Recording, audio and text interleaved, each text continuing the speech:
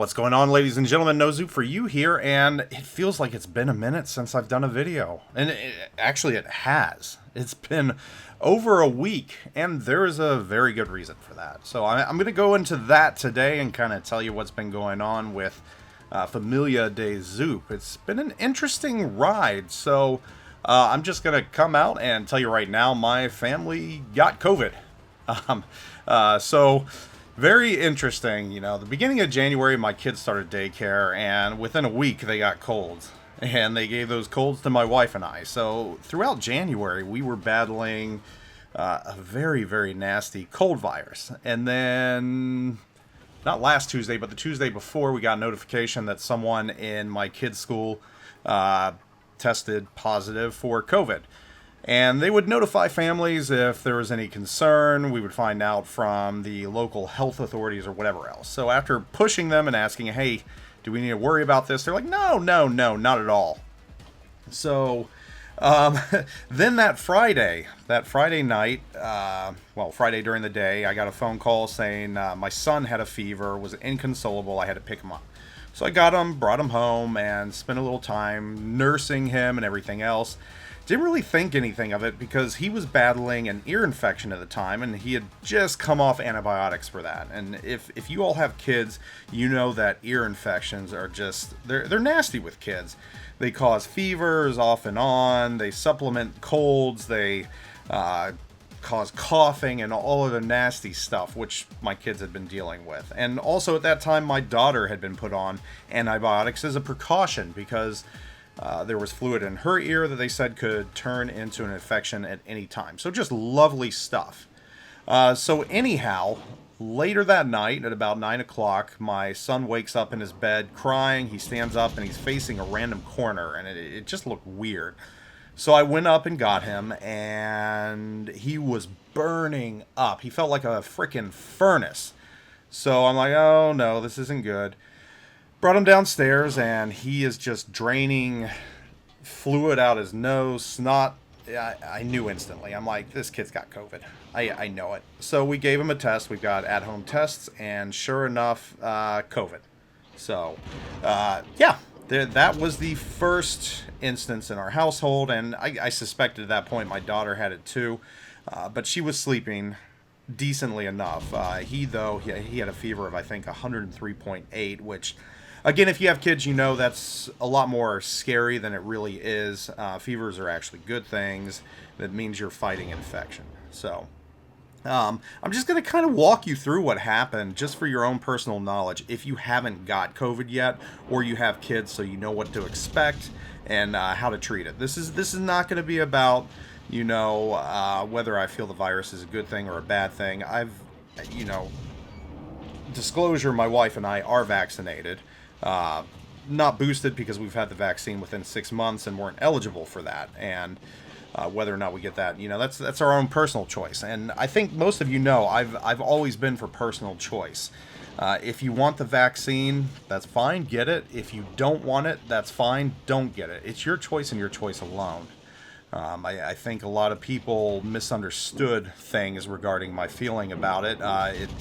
In the past, when the whole CC thing happened, it was really my opinion that governments were using this for their own benefit and to instruct tighter controls, which I think after several months we found that to be true in some places. And it's unfortunate because some less than intelligent former CCs in Europe and Canada really didn't understand context, nor did they care, and that's how that happened. But we're not going to go into that piece. This piece is solely about what happens so that you can either prepare yourself or prepare your family, prepare your kids.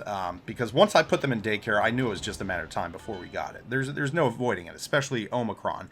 It's so transmissible that if you have to go out and do anything, you're going to come across it at some point. And, this isn't to scare you, it's just to warn you. And you shouldn't be scared. You really shouldn't. So anyhow, that next morning, Saturday, my daughter wakes up. We test her immediately because she's got a runny nose and she feels warm. And sure enough, she has it too. So, great. Both kids have COVID.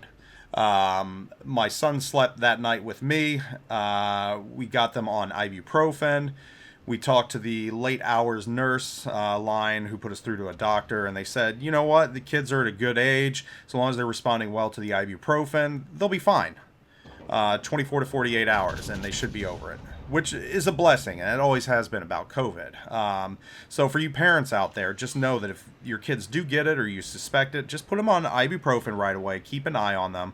The worst part for them was the cough that they had been fighting, and I suspect that it wasn't COVID that was driving that. It was, well, and I'll get to that here in a little bit. So anyhow, the weekend was a little rough. I was a little stressed because they had it and worrying about my wife and myself, figuring that we were going to get it at some point, although the weekend dragged on and we hadn't got it yet. Monday or Saturday night, my wife started feeling a scratchy throat, which turned into a fever Monday, and she dealt with that for an entire day. She kind of got the brunt of it. She took the test, popped hot. I took a test, saw a very, very slight line, but not enough to show that I had it or be conclusive, and I felt fine. Move on to Tuesday. My wife is over her fever, but now she has a debilitating cough in addition to congestion. I just have some congestion and a light cough. My symptoms were very, very mild. And, you know, you can maybe attribute that to the vaccine, or you can attribute it to the fact that I had 800 milligrams of vitamin D every day for the past year, because they say that it does help. I was willing to give it a try. But my symptoms subsided after like 2 days. That was it. I had congestion, cough, you know, 1 or 2 miserable nights. It didn't even feel like a bad cold. It was a mild cold for me. So I am very, very fortunate in what happened to me. My kids were still battling little bits of fevers at that point too. So out of abundance of caution and the fact that their coughs were so wet and, you know, forced my poor little daughter to throw up at one point, phlegm, called the pediatrician again. We took them in. Pediatrician said their lungs sound great. However, your daughter does now have an ear infection. Keep on the antibiotics. And your son's ear infection has actually come back and it's worse before. So I suspect that the fevers were being driven by that.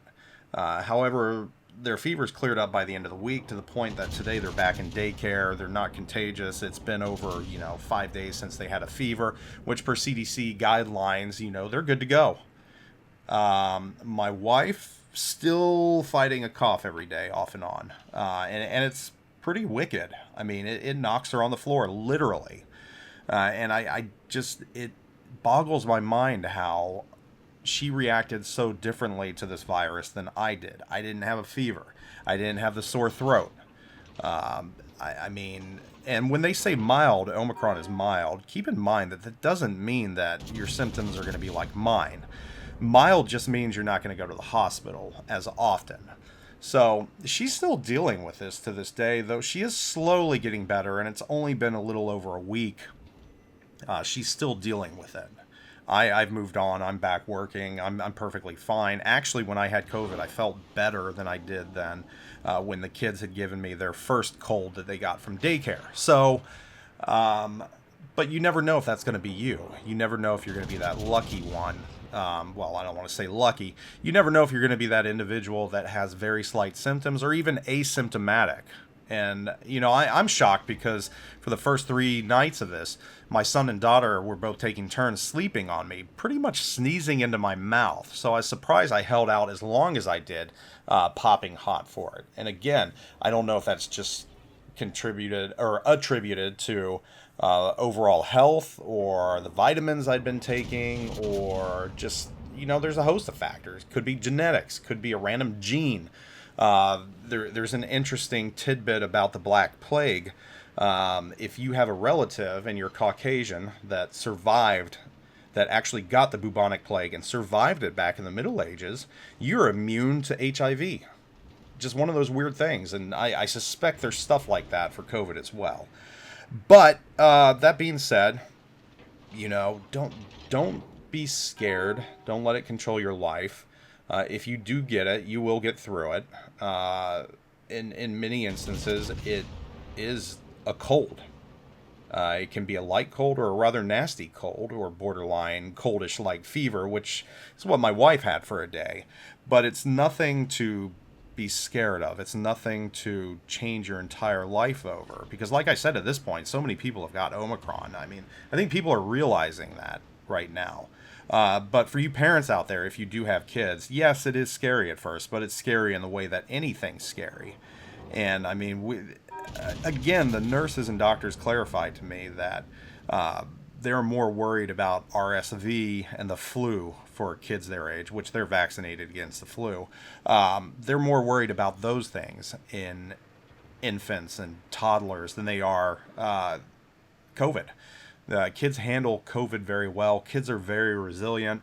I mean, my daughter, even with a fever of 101 or 102, she was just up and about, moving around like nothing had happened. She handled it like a champ. My son, it took a little while longer to get over, and that was mainly because of his ear infection being so bad. So I really think the ear infection was worse for them than COVID itself. But again, I just wanted to share with you this because, there are some of you out there that haven't got it yet. And there's some of you out there that are probably really scared of it. And it is a scary prospect at first. But after having dealt with it now, looking back, it wasn't as bad as it was made out to be. And again, I can't tell you if that's because we were vaccinated. I can't tell you that if it's because of all the vitamins I'd been taking and the precautions that I'd taken. There's no way to know. And that right there is kind of the scary thing about this virus, that there's no way to know what it's going to do to you when you do get it. Because seeing what happened to my wife, I'm like, man, I'm lucky I didn't have a fever. I didn't have a sore throat. I'm not dealing with a debilitating cough right now. So there's just no way to know. And that's the reason to take the precautions right there, because you don't know. You could be that 1 in a million that's perfectly healthy and things just go south. But again, that's like a 1 in a million type thing, even though the press wants you to believe that it happens more often than it does. So this was just to inform you. It wasn't to, push any views on you or, just it's to more or less let you know if you're a parent, what to expect, how to deal with it. Lots of ibuprofen and Tylenol, tons of it. But that reduces the fevers and kids get over it quick. So there's nothing to worry about on that side of things. You and your significant other will likely have it worse than your kids.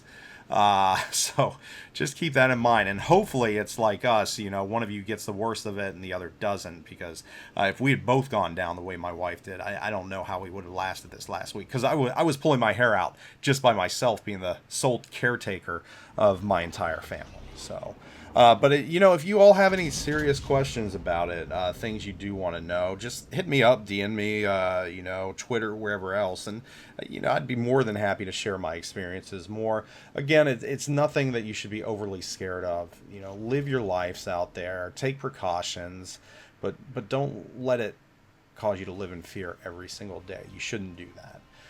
Anyhow, back to regular videos hopefully now, and I'll catch you all later. Zoop out.